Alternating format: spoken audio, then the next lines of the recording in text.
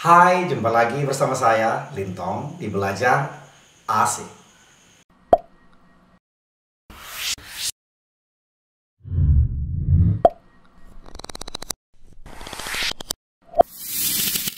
Materi kita kali ini adalah tentang narrative text, yaitu teks narasi. Narrative text is an imaginative story to entertain or amuse people. Teks naratif adalah cerita imajinasi yang bertujuan untuk menghibur orang atau pembaca. Jenis-jenis naratif text: fairy tale, folk tale, myth, fable, legend, short story, and science fiction. Jenis naratif teks yang pertama yaitu fairy tale atau dongeng. Adalah cerita rakyat yang biasanya disebut sebagai dongeng atau cerita anak-anak yang berisi banyak keajaiban pada tokoh-tokoh ceritanya dan mengandung pesan moral. Cerita fantasi ini biasanya ditandai oleh tokoh imajiner seperti nenek sihir, monster, kurcaci, peri, goblin, dan lain-lain. Contoh ceritanya adalah Tinkerbell, Cinderella, Smurf, dan lain-lain. Jenis naratif teks yang kedua yaitu folktale atau cerita rakyat sobat.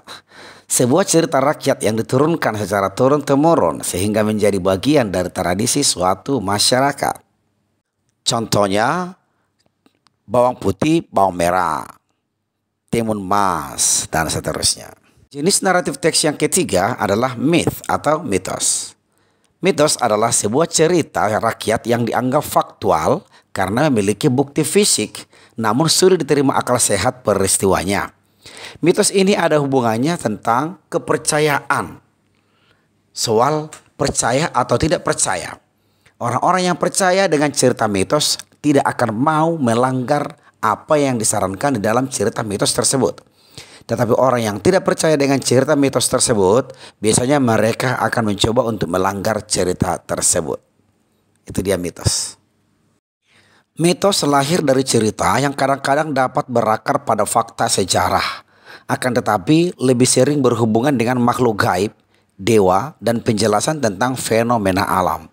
Jadi mitos sendiri sebenarnya belum tentu fakta. Contoh mitos itu sendiri seperti kupu-kupu masuk rumah. Beberapa orang Jawa percaya jika ada kupu-kupu masuk ke rumah, maka rumah tersebut akan kedatangan tamu. Tamu ini bisa keluarga, kerabat, sahabat, atau orang terdekat. Jenis teks naratif yang selanjutnya adalah fable atau fable. Adalah cerita yang menggambarkan tentang binatang atau yang menjadi tokohnya adalah binatang yang bersifat seperti manusia. Contohnya itu kancil dan buaya gitu ya. Jenis teks naratif yang selanjutnya yaitu legend atau legenda. Adalah cerita rakyat yang menggambarkan bagaimana asal-usul suatu tempat itu terjadi. Dan ini biasanya ada bukti fisiknya yang membuat orang yakin bahwa ini benar-benar terjadi atau fakta. Contohnya itu cerita tentang Malin Kundang, kemudian Tangkuban Perahu. Yang selanjutnya yaitu short story atau cerita pendek. Adalah cerita khayalan yang hanya terdiri dari 10.000 kata.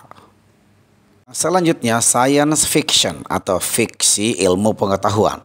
Adalah cerita fiksi ilmu pengetahuan yang menggambarkan sesuatu yang mungkin bisa terjadi karena perkembangan ilmu pengetahuan. Tuh, contohnya itu film-film Alien, Armageddon, Jurassic Park, dan seterusnya. Social function atau purpose atau tujuan daripada teks naratif itu sendiri. The purpose of the narrative text is to amuse or to entertain the readers. Untuk menghibur pembaca dengan sebuah cerita. Itulah tujuan daripada teks naratif, yaitu untuk menghibur pembaca dengan sebuah cerita. Generic structure of text narrative. Yang pertama, orientation atau orientasi. Yang kedua, complication atau komplikasi. Yang ketiga, resolution atau resolusi. Yang keempat, reorientation. Namun ini opsional. Boleh ada, boleh tidak. Apa itu orientation? Orientation adalah perkenalan di mana para tokoh, tempat, waktu kejadian dalam cerita disampaikan. Apa itu complication? Complication atau komplikasi adalah awal munculnya permasalahan tokoh utama yang mengarah ke klimaks. Resolution atau resolusi adalah di mana permasalahan terselesaikan dan berakhir dengan happy ending atau sad ending. Reorientation adalah pesan moral dalam cerita tersebut. Language features of narrative text atau ciri-ciri kebahasaan dari teks naratif. Yang pertama, past tense atau masa lampau. Contohnya, there lived a family, the beautiful wife named Dayong Sumbi. Ciri kebahasaan yang kedua, at birth of time atau keterangan waktu. Biasanya teks naratif itu menggunakan keterangan waktu seperti long time ago, one day, once upon a time, once, dan seterusnya. Contoh teks naratif. Sangkuriang, The Legend of Tangkuban Perahu. In a village called Priangan Village, there lived a family, the beautiful wife named Dayang Sumbi with her husband Tumang in the form of a dog. They were given a child and gave the name Sangkuriang. But they hid the secret that Tumang was Sangkuriang's father. Di sebuah desa bernama Priangan, tinggal satu keluarga, seorang istri yang cantik, Dayang Sumbi, dan suaminya Tumang yang berwujud seekor anjing. Mereka dikaruniai anak dengan nama Sangkuriang, tetapi mereka menyembunyikan rahasia bahwa Tumang adalah ayahnya. One day, Dayang Sumbi requested that Sangkuriang hunt deer in the forest and be accompanied by Tumang. But all day hunting, Sangkuriang did not find the hunt. He finally shot Tumang and took his heart and gave it to his mother. Suatu hari Dayang Sumbi meminta Sangkuriang berburu kijang di hutan ditemani Tumang. Seharian berburu, Sangkuriang tidak menemukan buruan. Akhirnya menembak Tumang dan membawa hatinya dan memberinya ke ibunya. Dayang Sumbi found out about Sangkuriang's lies, and his heart was sad and also hid, because his husband had been killed by his son alone. Dayang Sumbi was angry and hit Sangkuriang's head with centang until he was injured, and drove Sangkuriang from home. Sangkuriang went and traveled, while Dayang Sumbi meditated throughout the year, so that the gods gave him a youthful and beautiful face. Dayang Sumbi mengetahui kebohongan Sangkuriang dan hatinya sakit dan juga terpukul karena suaminya telah dibunuh oleh anaknya sendiri. Dayang Sumbi marah dan memukul kepala Sangkuriang dengan centong sampai terluka dan mengusirnya dari rumah. Sangkuriang pergi dan berkelana, sementara Dayang Sumbi menenangkan diri sepanjang tahun sehingga Tuhan memberikannya muka yang cantik dan muda. 20 years have passed. Sangkuriang grew up to be a handsome man while Dayang Sumbi remained a beautiful woman. Sangkuriang fell in love with Dayang Sumbi and so did Dayang Sumbi. But Dayang Sumbi saw the scar on Sangkuriang's head exactly with his son's wound. Finally, he realized that it was his child and could not marry him. 20 tahun telah berlalu, Sangkuriang tumbuh tampan, sementara Dayang Sumbi tetap cantik. Sangkuriang jatuh cinta dengan Dayang Sumbi, begitu juga Dayang Sumbi. Tetapi dia melihat bekas luka pada kepalanya. Akhirnya dia menyadari bahwa dia adalah anaknya dan dia tidak boleh menikahinya.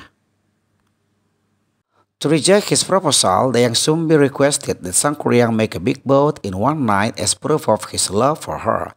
Sangkuriang agreed and began working on it. But before dawn, Dayang Sumbi made an artificial lighting like dawn, saw the chicken crowd, and Sangkuriang angrily kicked his boat, which was almost finished, and turned into a mountain, that is Mount Tangkuban Perahu. 20 years have passed. Sangkuriang grew up to be a handsome man while Dayang Sumbi remained a beautiful woman. Sangkuriang fell in love with Dayang Sumbi and so did Dayang Sumbi. But Dayang Sumbi saw the scar on Sangkuriang's head exactly with his son's wound. Finally, he realized that it was his child and could not marry him. 20 years have passed. Sangkuriang tumbuh tampan, sementara Dayang Sumbi tetap cantik. Sangkuriang jatuh cinta dengan Dayang Sumbi, begitu juga Dayang Sumbi. Tetapi dia melihat bekas luka pada kepalanya. Akhirnya dia menyadari bahwa dia adalah anaknya dan dia tidak boleh menikahinya. Untuk menolak proposalnya, Dayang Sumbi meminta Sang Kuryang membuat kapal besar dalam 1 malam untuk membuktikan cintanya. Sang Kuryang menyetujuinya dan mulai mengerjakannya.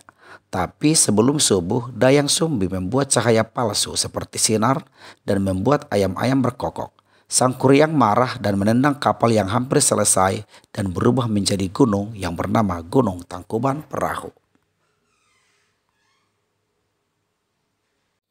Language feathers atau ciri-ciri kebahasaannya. Ini kita mau membahas tentang ciri-ciri kebahasaan yang ada pada teks tadi, oke? Baik, menggunakan past tense atau past continuous tense. Yang pertama itu contohnya dari tadi kita ambil dari teks. Dayang Sumbi requested that Sang Kuryang hunt deer. Requested adalah kata kerja kedua dari request. But they hid the secret that Tumang was Sang Kuryang's father.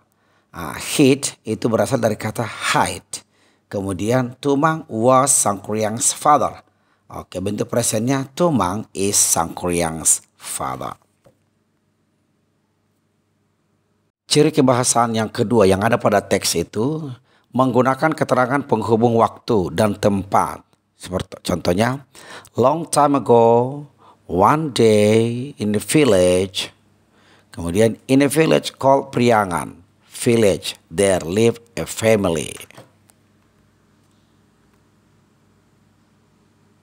Penjelasan tentang generic structure yang ada pada teks Sang Kuryang tadi. Yang pertama, orientation. Merupakan pembukaan cerita yang berisikan pengenalan tokoh, latar belakang, waktu, dan tempat. Biasanya juga mengandung pertanyaan apa, siapa, kapan, dan di mana. Untuk cerita Sang Kuryang di atas, orientationnya adalah paragraf pertama, yang mana lokasinya di desa Priangan. Pemerannya Dayang Sumbi, Tumang, dan Sang Kuryang. In a village called Priangan, bla bla bla, Sang Kuryang's father. Itu dia isi dari paragraf pertama. Yang kedua, complication. Berisikan konflik dalam cerita dan bagaimana penyelesaiannya. Sementara itu, complicationnya ada di paragraf 2 dan 3. Ada beberapa konflik diantaranya. Sang Kuryang disuruh ibunya berburu kijang ke hutan, namun tidak mendapatkan, malahan Tumang yang jadi buruan. Dayang Sumbi marah, memukul Sang Kuryang dan mengusirnya. Setelah 20 tahun terpisah, Sang Kuryang jatuh cinta dengan Dayang Sumbi, namun ditolak karena ia mengetahui bahwa Sang Kuryang adalah anaknya. Dayang Sumbi memberikan tantangan yang tidak masuk akal, membuat perahu besar dalam waktu 1 malam. Itulah dia complication atau komplikasi yang ada dalam cerita Sang Kuryang. Yang selanjutnya, resolution atau resolusi. Bagian akhir cerita yang mana masalah terselesaikan, baik akhirnya baik maupun kurang baik. Terkadang juga mengandung pesan moral dari kisah tersebut. Resolutionnya berada di paragraf terakhir, yakni Dayang Sumbi berusaha curang untuk menggagalkan usaha Sang Kuryang. Dan ia mengetahuinya sehingga dia marah besar pada Dayang Sumbi dan menendang kapalnya sehingga terbalik dan menjadi Gunung Tangkuban Perahu. Demikian pertemuan kita kali ini. Terima kasih. Sampai jumpa. Bye.